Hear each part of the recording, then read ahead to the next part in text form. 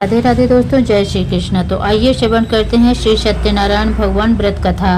पहला अध्याय। एक समय की बात है कि नैनीशरण तीर्थ में सैनिक आदि 88,000 ऋषियों ने श्री सूत जी से पूछा, हे प्रभु, इस कलयुग में वेद विद्या रहित मनुष्य को प्रभु भक्ति किस प्रकार मिल सकती है तथा उनका उद्धार कैसे होगा।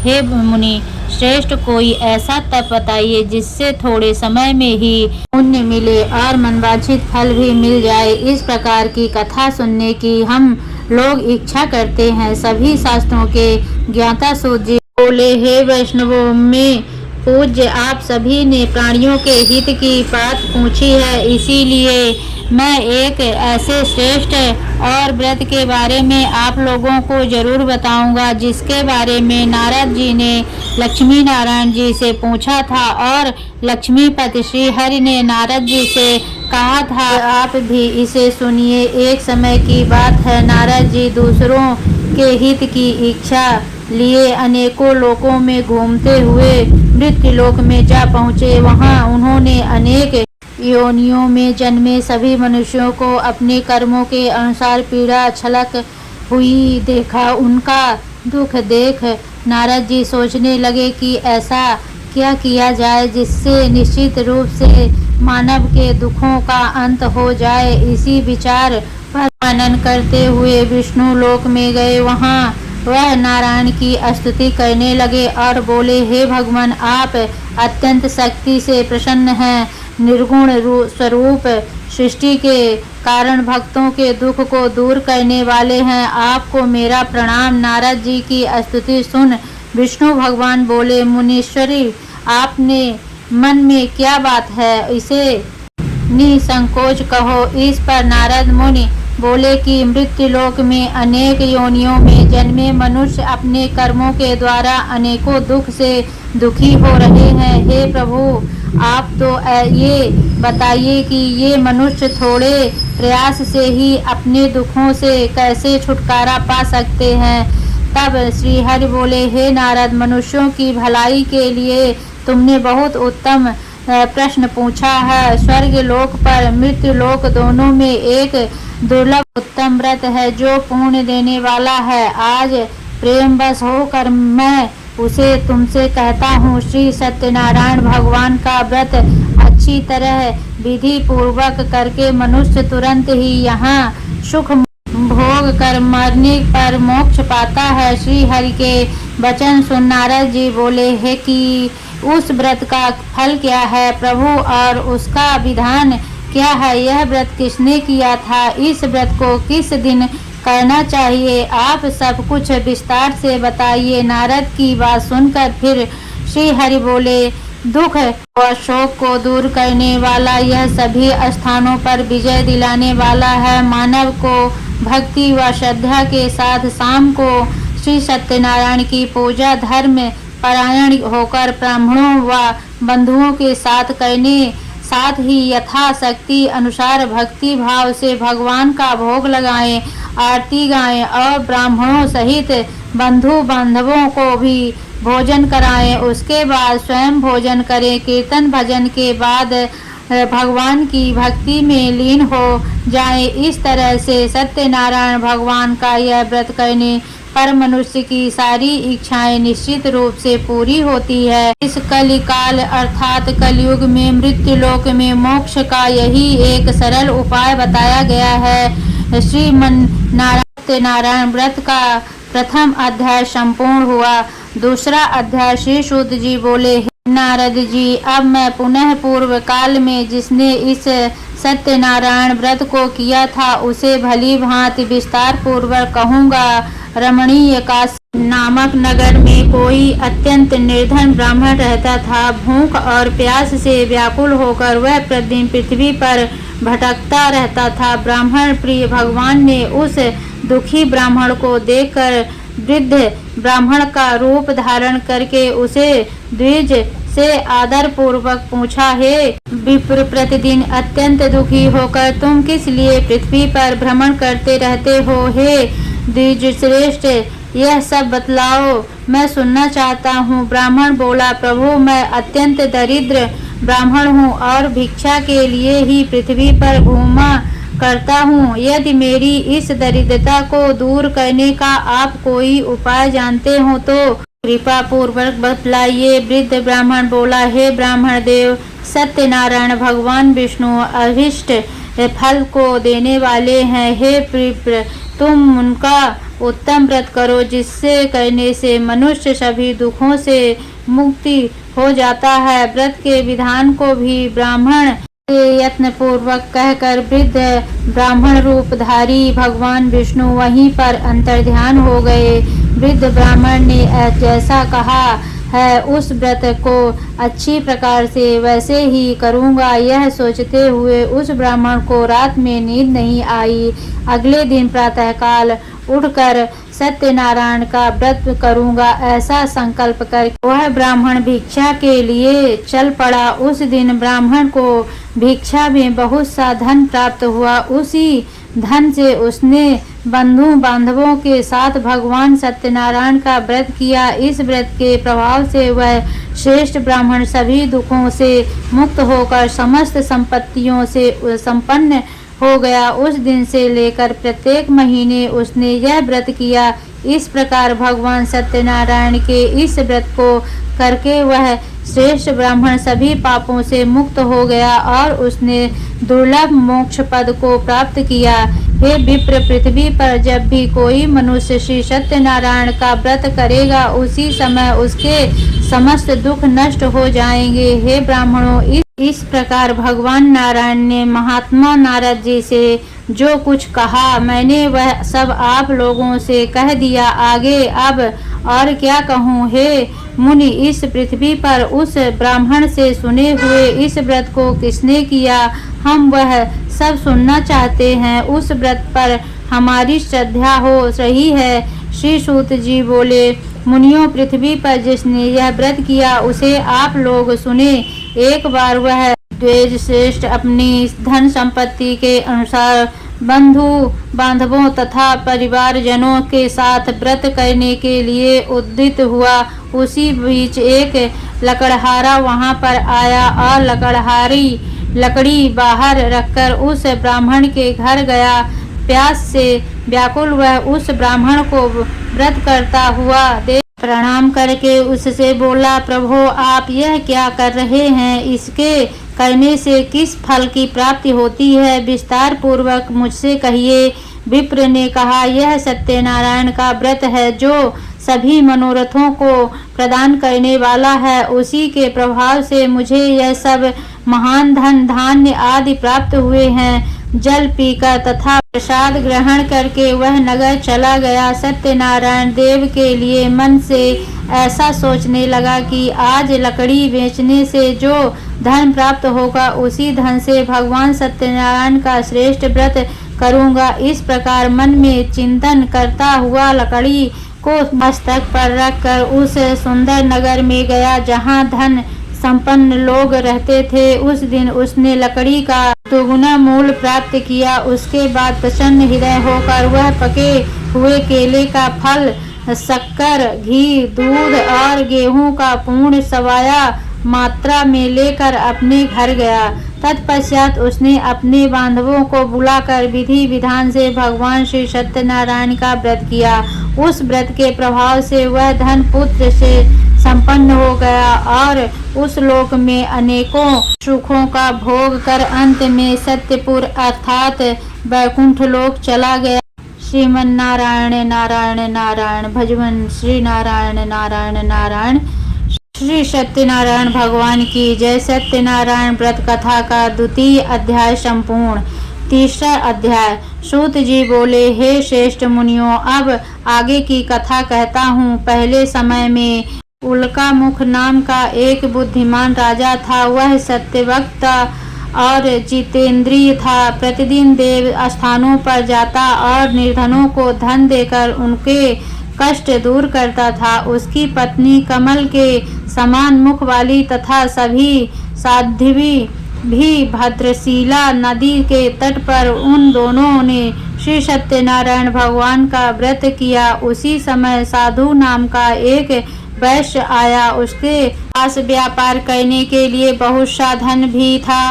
राजा को व्रत करते देखकर वह विनय के साथ पूछने लगा, हे राजन, भक्ति भाव से पूर्ण होकर आप यह क्या कर रहे हैं? मैं सुनने की इच्छा करता हूँ, तो आप कृपा करके मुझे बताइए। राजा बोला, मैं अपने बंधु बांधवों के साथ पुत्रादि की प्राप्ति के लिए श्री सत्यनारायण भगवान का व्रत व पूजन कर रहा हूँ। राजा के वचन सुन साधु आदर से बोला, हे राजन, मुझे इस व्रत का सारा वृत्तांत कहिए। मैं भी इस व्रत को करूँगा। मेरी भी संतान नहीं है और इस व्रत को करने से निश्चित रूप से मुझे संतान की प्राप्ति होगी। राजा से व्रत का सारा विधान सुन व्यापार से निवृत्त हो वह अपने घर गया। साधु ने अपनी पत्नी को संतान देने वाले इस व्रत का वर्णन कह सुनाया और कहा कि जब मेरी संतान होगी तब मैं इस व्रत को करूँगा। साधु ने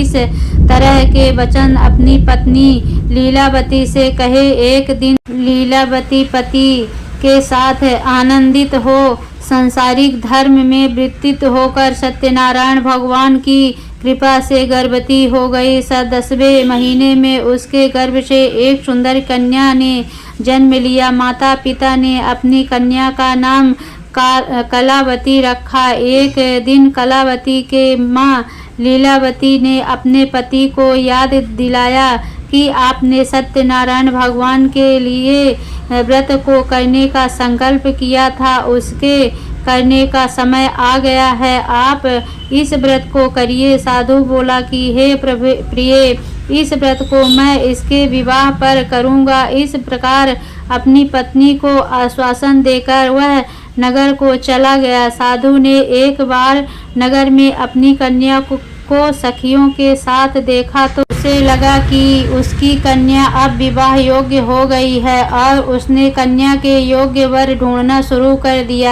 एक दिन साधु की बात को ध्यान में रखते हुए एक नगर में पहुंचा और वहां देखभाल कर लड़की के सुयोग्य वणिक पुत्र को ले आया। सुयोग्य लड़के को देख साधु ने बंधु बांधवों को बुलाकर अपनी पुत्री का विवाह कर दिया। लेकिन दुर्भाग्य की बात ये कि साधु ने अभी भी श्री सत्यनारायण भगवान का व्रत नहीं किया। इस पर श्री भगवान क्रोधित हो गए और श्राप दिया। अपने कार्य में कुशल साधु बनिया जमाई को लेकर समुद्र के पास स्थिर होकर रत्नासरपुर नगर में गया। वहां जाकर दामाद ससुर दोनों मिलकर चंद्रकेतु राजा के नगर में व्यापार करने लगे। एक दिन भगवान सत्यनारायण की माया से एक चोर राजा का धन चुराकर भाग रहा था। उसने राजा के सिपाहियों को अपना पीछा करते देख चुराया हुआ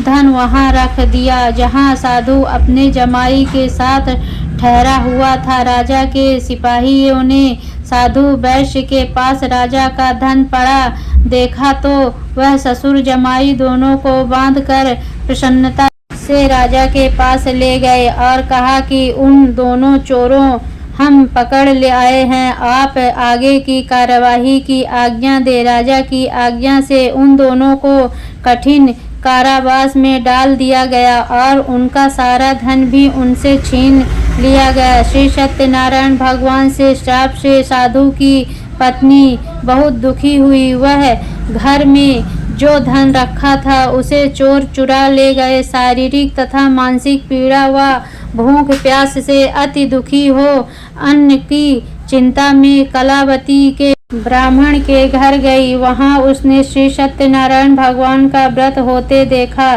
फिर कथा भी सुनी। वहां प्रसाद ग्रहण कर वह रात को घर वापस आई। माता के कलावती से पूछा कि हे पुत्री, अब तक तुम कहाँ थी? तेरे मन में क्या है? कलावती ने अपनी माता से कहा, हे माता, मैंने एक ब्राह्मण के घर में श्री सत्यनारायण भगवान का व्रत देखा है। कन्या के वचन सुन लीलावती भगवान के पूजन की तैयारी करने लगी। लीलावती ने परिवार व बंधुओं सहित सत्यनारायण भगवान का पूजन किया और उसने वर मांगा कि मेरे पति तथा जमाई शीघ्र घर आ जाएं। साथ ही यह भी प्रार्थना की कि हम सब का अपराध क्षमा करे। सत्यनारायण भगवान इस व्रत से संतुष्ट हो गए और राजा चंद्रकेतु को सपने में दर्शन दे कहा कि हे राजन, तुम उन दोनों वैश्यों को छोड़ दो और तुमने उनका जो धन लिया है उसे वापस कर दो। अगर ऐसा नहीं किया तो मैं तुम्हारा धन, राज्य व संतान सभी को नष्ट कर दूंगा। राजा को यह सब कहकर वह अंतर्ध्यान हो गए। प्रातःकाल सभा में राजा ने अपना सपना सुनाया। फिर बोले कि उन दोनों को कैद से मुक्त कर सभा में लाओ। दोनों ने आते ही राजा को प्रणाम किया। राजा बोला, महाअनुभवो, भाग्यवश ऐसा कठिन दुख तुम्हें प्राप्त हुआ है, लेकिन अब तुम्हें कोई भय नहीं है। ऐसा कह राजा ने उन दोनों को नए वस्त्रभूषण भी बनवाए और जितना धन उनका लिया था उससे दुगना धन वापस कर दिया। दोनों वैश्य अपने घर को चल दिए। श्रीमन्नारायण नारायण नारायण। श्री सत्यनारायण भगवान की जय हो। श्री सत्यनारायण भगवान व्रत कथा का तृतीय अध्याय समाप्त हुआ। नारायण भगवान का चौथा अध्याय। सूत जी बोले, साधु बनिया मंगल चरण और ब्राह्मणों को धन देकर अपने नगर के लिए चल पड़ा। साधु के कुछ दूर जाने पर भगवान सत्यनारायण की उसकी सत्यता की परीक्षा के विषय में जिज्ञासा हुई। साधु, तुम्हारी नाव में क्या भरा है? तब धन के मद में चूर दोनों महाजनों ने अवहेलना पूर्वक हंसते हुए कहा, दंडी क्यों पूछ रहे हो? क्या कुछ द्रव्य लेने की इच्छा है? हमारी नाव में तो लता और पत्ते आदि भरे हैं। ऐसी शुरवाणी सुनकर तुम्हारी बात सच हो जाए। ऐसा कहकर दंडी सन्यासी को रूप धारण किए हुए भगवान कुछ दूर जाकर समुद्र के समीप बैठ गए। दंडी के चले जाने पर नित्याक्रिया करने के पश्चात उत्तराई हुई अर्थात जल में ऊपर की ओर उठी हुई नौका को देखकर साधु अत्यंत आश्चर्य में पड़ गया और नाव में लता और पत्ते आदि देखकर मूर्छित हो पृथ्वी पर गिर पड़ा। सचेत होने पर वणिक पुत्र चिंतित हो गया और तब उसके दामाद ने उस प्रकार कहा, आप शोक क्यों करते हैं? दंडी ने साफ दे दिया है, इसी स्थिति में वे ही चाहे तो सब कुछ कर सकते हैं, इसमें संशय नहीं। अतः उन्हीं की शरण में हम चले, वहीं मन की इच्छा पूर्ण होगी। दामाद की बात सुनकर वह साधु बनिया उनके पास गया और वहां दंडी को देखकर उसने भक्ति पूर्वक उन्हें प्रणाम किया तथा आदर पूर्वक कहने लगा, आपके सम्मुख मैंने जो कुछ कहा है असत्य भाषण रूप अपराध किया है, आप मेरे उस अपराध को क्षमा करें। ऐसा कहकर बारंबार प्रणाम करके वह महान शोक व्याकुल हो गया। दंडी ने उसे रोता हुआ देखकर कहा, हे मूर्ख, रो मत, मेरी बात सुनो। मेरी पूजा से उदासीन होने के कारण तथा मेरी आज्ञा से ही तुमने बारंबार दुख प्राप्त किया है। भगवान की ऐसी वाणी सुनकर वह उनकी स्तुति करने लगा। साधु ने कहा, हे प्रभो, यह आश्चर्य की बात है कि आपकी माया से मोहित होने के कारण ब्रह्मा आदि देवता भी अपने गुणों और रूपों को यथावत रूप से नहीं जान पाते। फिर मैं मूर्ख आपकी माया से मोहित होने के कारण कैसे जान सकता हूँ? आप प्रसन्न हो, मैं आपकी धन संपत्ति के अनुसार आपकी पूजा करूँगा। मैं आपकी शरण में आया हूँ। मेरा जो नौका में स्थित पूरा धन था उसकी तथा मेरी रक्षा करे। उस बनिया की भक्ति युक्त वाणी सुनकर भगवान जनार्दन संतुष्ट हो गए। भगवान हरि उसे अभीष्ट वर प्रदान करके वहीं अंतर्ध्यान हो गए। उसके बाद वह साधु अपनी नौका में चढ़ा और उसे धन धान्य से परिपूर्ण देखकर भगवान सत्यदेव की कृपा से हमारा मनोरथ सफल हो गया। ऐसा कहकर स्वजनों के साथ उसने भगवान की विधिवत पूजा की। भगवान श्री सत्यनारायण की कृपा से वह आनंद से परिपूर्ण हो गया और नाव को प्रयत्न पूर्वक संभाल कर उसने अपने देश के लिए प्रस्थान किया। साधु बनिया ने अपने दामाद से कहा, वह देखो मेरी रत्नपुरी नगरी दिखाई दे रही है। इसके बाद उसने अपने धन के रक्षक दूत को अपने आगमन का समाचार देने के लिए अपनी नगरी में भेजा। उसके बाद उस दूत ने नगर में जाकर साधु की मारिया को देख हाथ जोड़कर प्रणाम किया तथा उसके लिए अभीष्ट बात कही।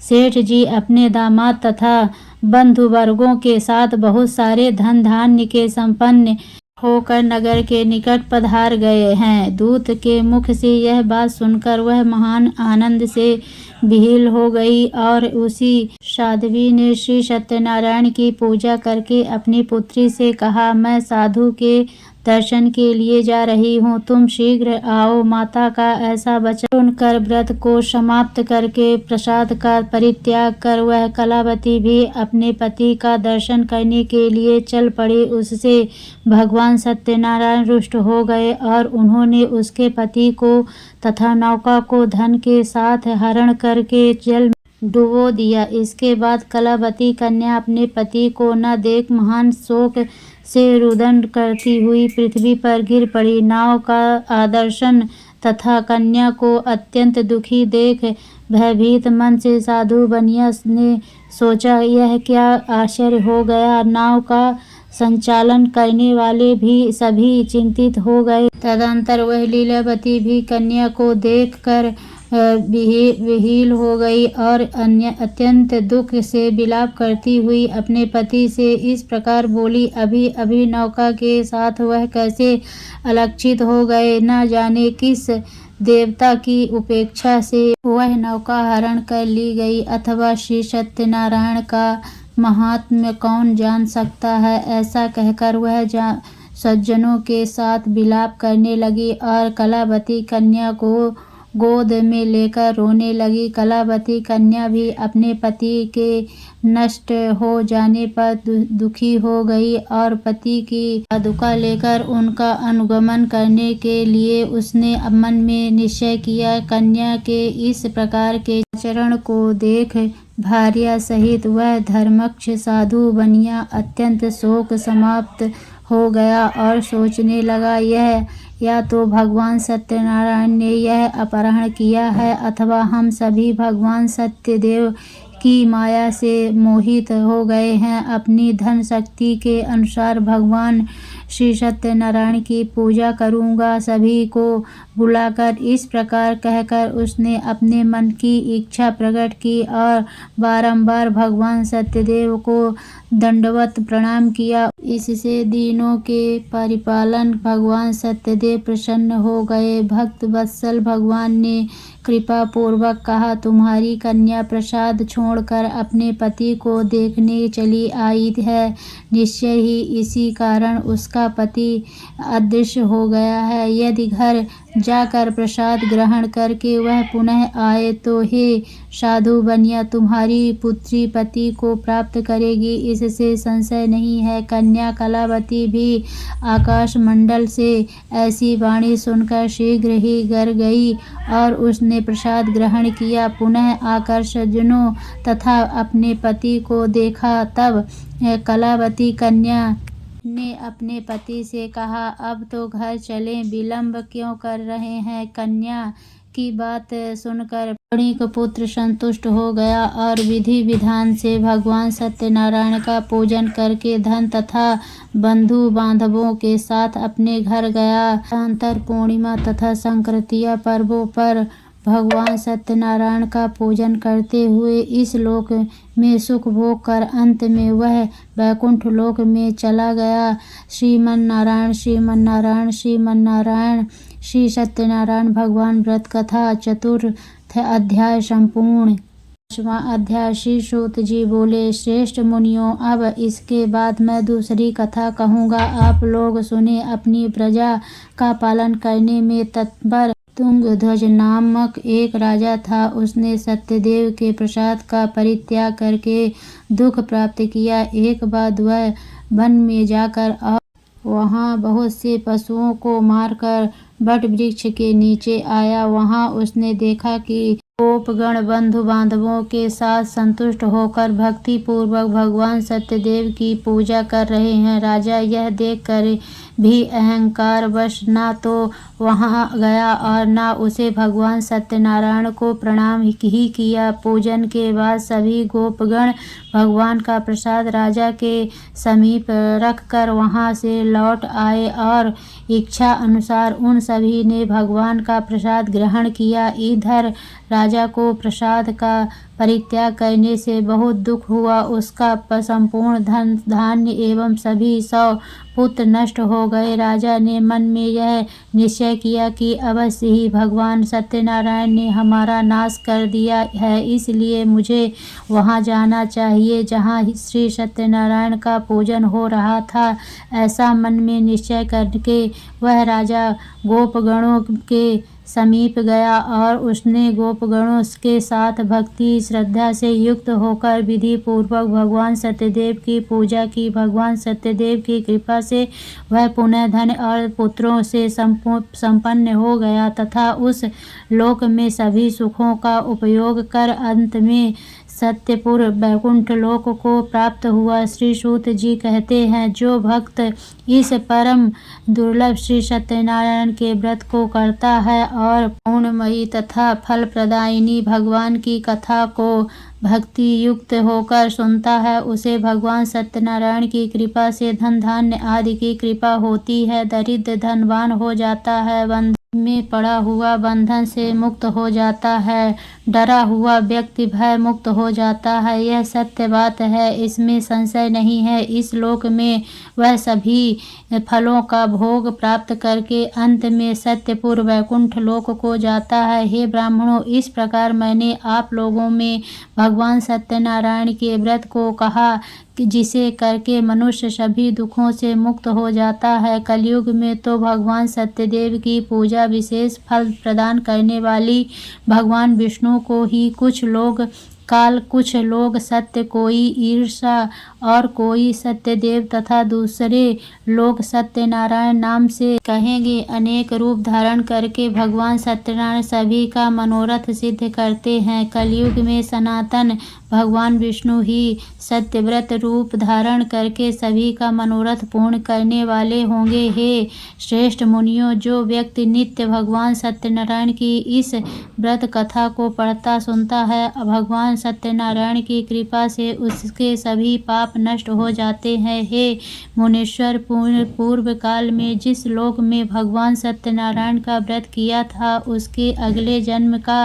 वृत्तांत कहता हूँ, आप लोग सुने। महान प्रज्ञासंपन्न सतानंद नाम के ब्राह्मण सत्यनारायण व्रत करने के प्रभाव से दूसरे जन्म में सुदामा नामक ब्राह्मण हुए और उस जन्म में भगवान श्री कृष्ण का ध्यान करके उन्होंने मोक्ष प्राप्त किया। लकड़हारा भिल्ल गुहों का राजा हुआ और अगले जन्म में उसने भगवान श्री राम की सेवा करके मोक्ष प्राप्त किया। महाराज उल्का मुख दूसरे जन्म में राजा दशरथ हुए, जिन्होंने रंगनाथ जी की पूजा करके अंत में वैकुंठ प्राप्त किया। इसी प्रकार धार्मिक और सत्यव्रती साधु पिछले जन्म के सत्यव्रत के प्रभाव से दूसरे जन्म में मोरध्वज नामक राजा हुए। उसने आरे से चीरकर अपने पुत्र की आधी देह भगवान विष्णु को अर्पित कर मोक्ष प्राप्त किया। महाराज तुंगध्वज जन्मांतर में स्वयंभू मन हुए और भगवत संबंधी संपूर्ण कार्यों का अनुष्ठान करके वैकुंठ लोक को प्राप्त हुए। जो गोपगण थे वे सब जन्मांतर में ब्रजमंडल में निवास करने वाले गोप हुए और सभी राक्षसों का संहार करके उन्होंने भी भगवान का धाम गोलोक प्राप्त किया। इस प्रकार श्री स्कंद पुराण के अंतर्गत देवाखंड में श्री सत्यनारायण व्रत कथा का यह 5वां अध्याय पूर्ण हुआ। श्री मन्नारायण नारायण, श्री मन्नारायण भजवन श्री नारायण। श्री सत्यनारायण व्रत कथा का 5वां अध्याय संपूर्ण।